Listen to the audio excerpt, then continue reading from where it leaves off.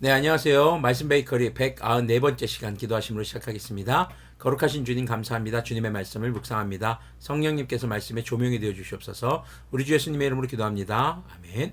네, 오늘 보실 말씀은 시편 2편 1절에서 12절까지의 말씀입니다.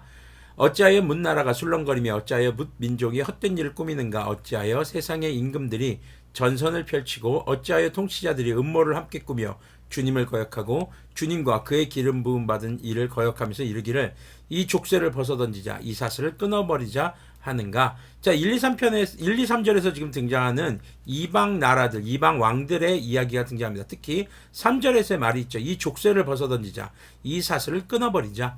하나님께 속해 있는 것, 하나님의 백성으로 사는 것이 족쇄이고 사슬처럼 느껴진다라는 것이죠. 사실 그런 느낌도 없지 않아 있을 수 있는 게 주님의 말씀에서 하지 말아라, 하지 말아라, 하지 말아라. 이거 하면 진짜 혼난다. 이런 말씀들이 많이 나오죠.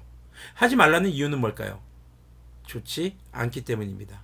위험하기 때문입니다. 우리의 생명에 위협이 되기 때문입니다. 바로 그것이 죄이기 때문이라는 것이죠. 우리가 하나님의 말씀에 순종하는 것, 그것은요, 하나님께서 창조하시고 통치하시는 분이시기 때문입니다. 하나님이 창조하셨기에 무엇이 좋고 싫은지를, 좋고 나쁜지를 아시는 거죠. 좋고 싫은지가 아니라 좋고 나쁜지. 우리는 근데 무엇을 따라 살아갑니까? 좋고 싫은 것을 따라 살아갑니다. 기호를 따라 살아가는 것이죠. 주님의 말씀은 진리이지만 우리의 선택은 기호를 따라 선택하는 것이 우리 문제가 되는 것이죠. 그래서 모든 민족들이 이런 헛된 일을 꾸민다. 여기서 헛된 일이라는 것은 바로 주님을 떠나는 것, 바로 죄를 향한 것, 이것이 될 수 있겠죠. 4절부터 말씀을 보면요. 하늘 보좌에 앉으신 이가 웃으신다. 네, 바로 하나님이시죠. 내 주님께서 그들을 비웃으신다. 마침내 주님께서 분을 내고 진노하셔서 그들에게 호령하시며 이르시기를 내가 나의 거룩한 산 시온산에 나의 왕을 세웠다 하신다. 나의 왕이라는 것은 하나님의 왕이 아니라 하나님께서 세우신 왕이라는 겁니다. 하나님의 왕을 세우셨다라는 겁니다. 지금 이 4절에서 6절까지의 말씀은 이제 하나님이 말씀하시는 거예요. 선택받은 바로 왕에 대해서 이야기를 하고 계신 것이죠. 자, 그래서 시온은 통념적으로는 예루살렘을 가리킵니다. 예루살렘의 왕을 세웠다. 그러면 시편에 기록된 왕이니까 이제 다윗 혈통이라고 볼 수 있겠죠. 다윗 왕조. 그러나 궁극적으로는 왕이신, 영원한 왕이신 바로 우리 주 예수님을 가리킨다고 볼 수 있겠습니다. 7절부터 보면요. 나 이제 주님께서 내리신 칙령을 선포한다. 주님께서 나에게 이르시기를 너는 내 아들, 내가 오늘 너를 낳았다. 내가 내게 청하여라. 문나라를 유산으로 주겠다. 땅 이 끝에서 저 끝까지 너의 소유가 되게 하겠다. 내가 그들을 철퇴로 부수며 질그릇 부수듯이 부술 것이다 하셨다. 자, 7절에서 이제 9절까지는요. 다윗 혈통의 왕들이 말하는 겁니다. 자, 나는 이제 주님께서 내리신 칙령을 선포한다는 거예요. 하나님께서 내리신 칙령. 칙령이라는 건 왕이 내리는 겁니다. 왕이 내리는 절대적으로 지켜야 하는 명령이라는 거죠.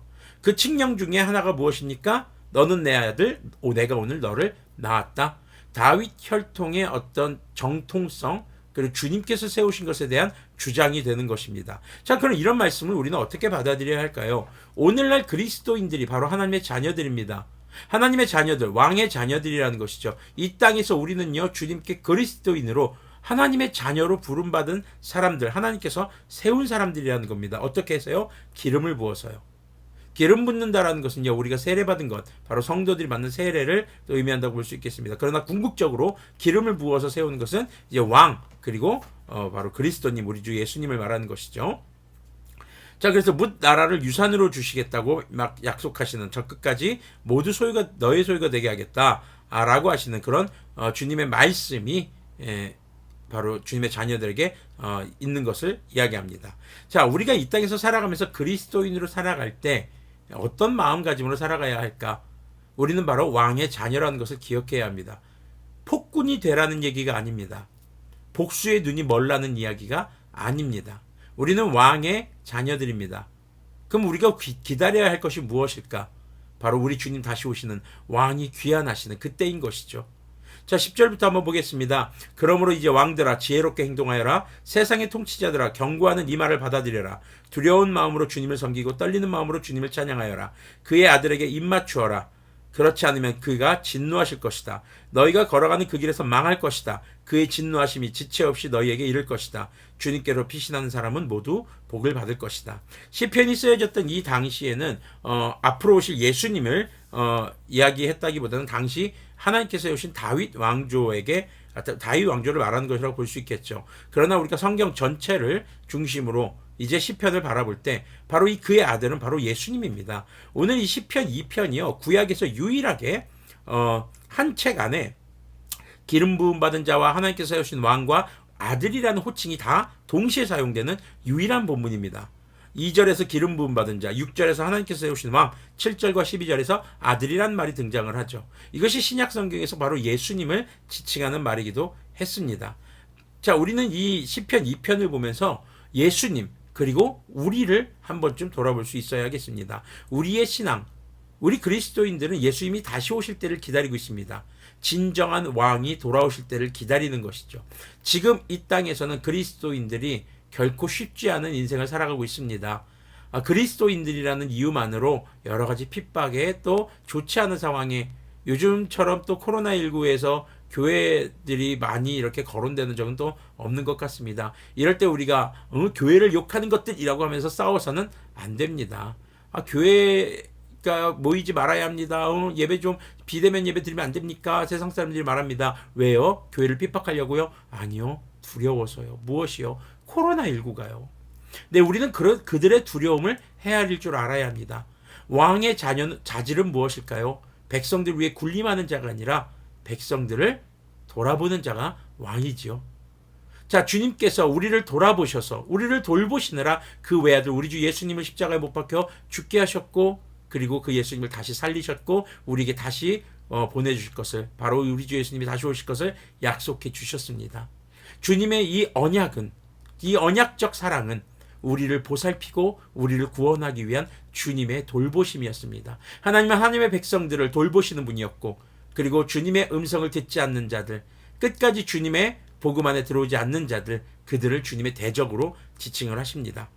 그런데 10절을 보니까 이제 왕들아 지혜롭게 행동해라. 니들 경고하는 이 말을 잘 들어라. 아직까지 경고해요. 주님 나라 오실 때는 주님을 따르지 않는 자들이 전부 다 심판을 받습니다. 그러나 아직까지는 경고의 단계입니다.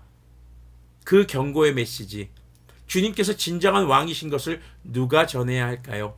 바로 왕이신 주님의 자녀들, 왕이신 주님의 사람들인 우리들이 전해야 할 것입니다. 어떻게 해요? 그들을 비난하면서요? 아니요. 진정한 왕이 누구신지 우리의 삶을 통해 우리가 전해야 하는 것으로 믿습니다. 자, 우리는 왕의 귀환을 기다립니다.